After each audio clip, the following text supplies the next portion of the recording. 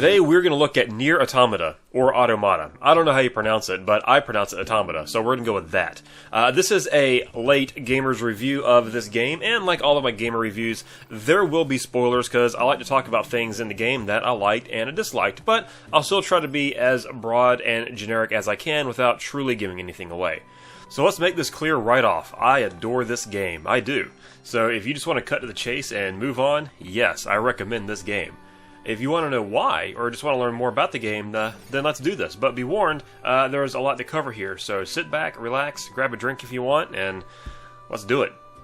So I didn't even think twice about the game when it came out. I thought, who cares? The first one had mixed reviews at best, why on earth is there another one? It wasn't even a blip on my radar, except for really enjoying the videos that Outside Extra and Outside Xbox did.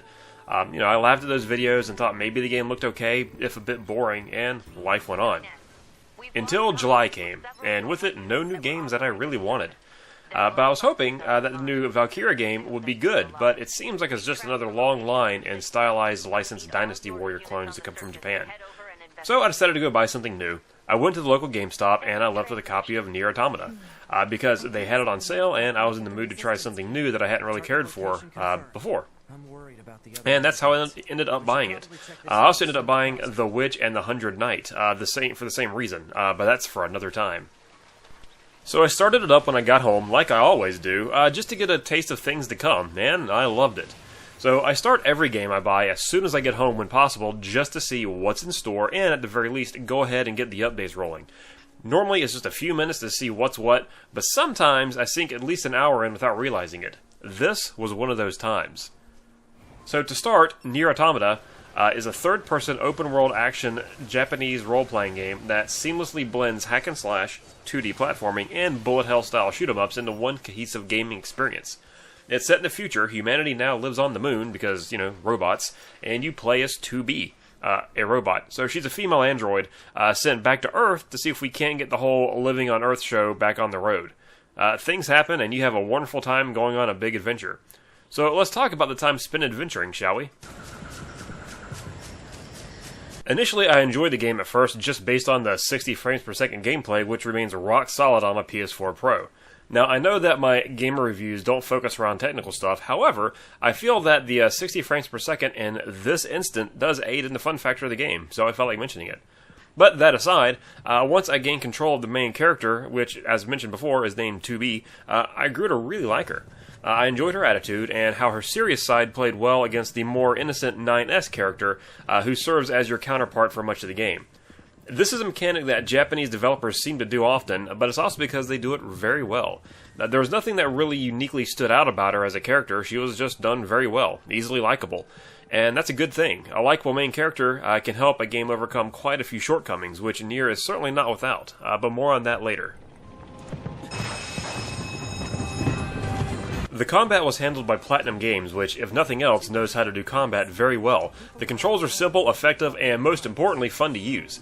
Normally in these types of games, by the end, I'm just trying to get through the final missions just to see how it ends, so I typically run right by the enemies that are out in the open world. But not this time. I fought every single one I came across. The combat would allow you to dispatch enemies swiftly, and it was always satisfying. You have the ability to select between different loadouts. I just had one, however. I picked my favorite two swords, and upgraded when I could, and I had those take me through pretty much the entire game. But the swords are not the only weapon at your disposal. You do also have a little robotic buddy with you the entire game called a pod that can fire a machine gun, lasers, missiles, you name it. They can also do a special attack which can either protect you or decimate a single or group of enemies. And if things get truly out of hand, you can always just self-destruct to basically insta-kill a group of enemies. But don't worry, you won't die, but you do enter a critical state for a bit, so if anyone is left alive, avoid them like the plague until you can heal yourself. You can't fight back in this state, you just have to stumble away from them for a few heart-pounding seconds until you can recover. The story is very broad, and you need to play through the game multiple times to really see what's going on. But the way the story is laid out, you can roll through it fairly quickly if you want to, or you can also take the time to go side questing for hours. Now, the game automatically puts a waypoint on the map for every quest that you've started. You can't turn quests on or off to clean things up like I like to do. The waypoints are always there until you finish that quest. So at any time, you do know if you're close to a side quest destination and can veer off if you want. I do like this, because while I prefer a cleaner map, I do also much prefer not having to backtrack over a missed item on a side quest, so that helps. There will still be some backtracking, but this can help minimize that, of course. The main story waypoint is also visible nearly all the time, so there is rarely, if ever, a time when you will be lost as to what to do or where to go. Speaking of which, the number of main missions is also enough to be fun and tell an overarching story, but not so many that the game gets tedious by the end of it. The story itself is interesting, and the way it unfolds in front of you takes you to various locations, but never really overreaches, I felt. The story is contained inside just a few areas, and none of them are very large. I feel this was by design due to needing multiple playthroughs to get the final ending, and it helps the game tell a nice contained story about machines taking over, which, while not original, is told in a very heartwarming and interesting way. Like most action RPGs, you do level up by killing the bad guys, and in Nier, there are no upgrade trees or skill points. Every time you level up, you gain more health, and the damage that you deal and take is increased and reduced respectively. It's a very old school system, and I love that.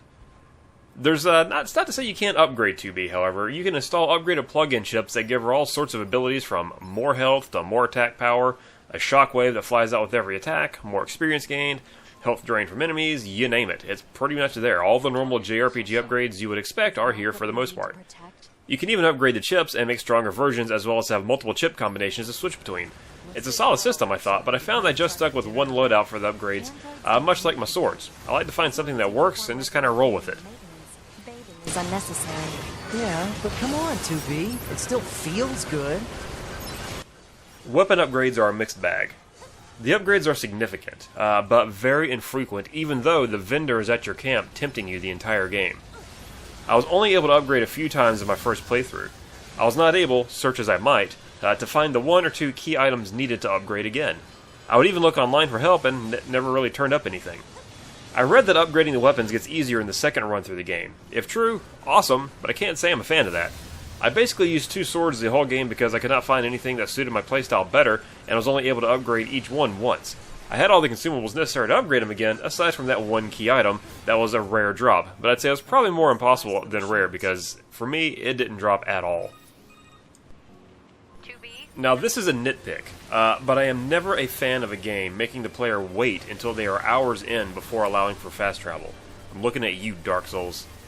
Luckily the game is small enough to where you can run to a section fairly quickly, but still, let me fast travel when I want. To make things worse, after you activate fast travel, some of the terminals will randomly turn off, making you have to run back to them to activate them again. All this makes sense in the context of the game's story, but it's still annoying. And this is by far my biggest gripe of this game. Once you reach a certain point in the story, something happens, and now all of your side quests are wiped out of your quest log. If you didn't finish them yet, too bad. Now this mechanic is not exclusive to Nier. However, every other RPG that I've ever played that does this will flash a big warning up about how, are you sure you want to proceed? You can't come back after this, or make sure you have finished everything you want to before this point of no return.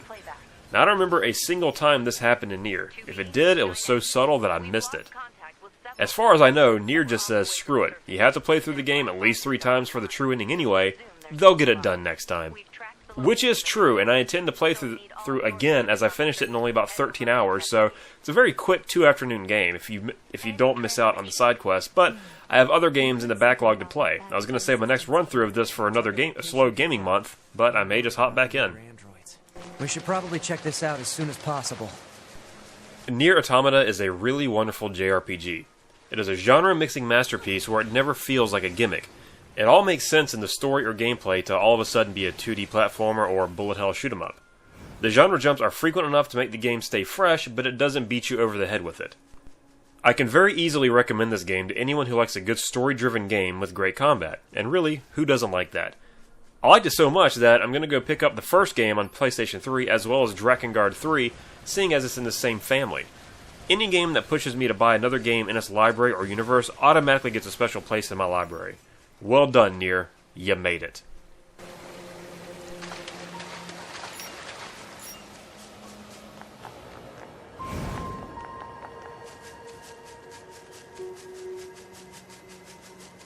Looks like our surface route's been cut off. Maybe we can get through from underground.